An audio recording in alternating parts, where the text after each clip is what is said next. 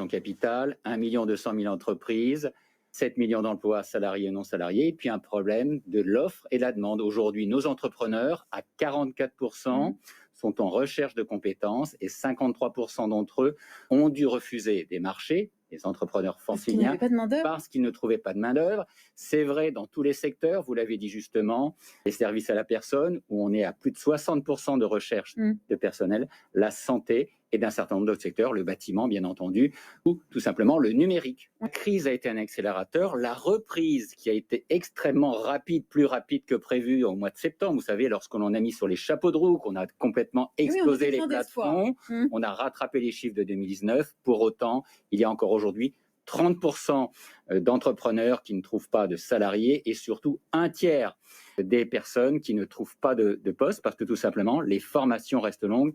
Il faut 8 à 12 mois pour former personnel à un poste dédié. Heureusement que nos entreprises ont regagné la capacité de former tout simplement pour avoir une adéquation entre la formation et l'exécution. Jusqu'à présent, il y avait paradoxalement un petit hiatus où on formait des gens qui ne correspondaient pas au métier en tension.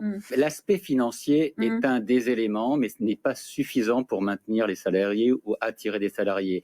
La crise a désacralisé le travail n'est plus le même, la relation au travail a changé. Beaucoup de nos employés et demandeurs d'emploi souhaitent donner du sens à leur travail. Ils ont besoin aussi de valoriser leurs compétences dans l'entreprise.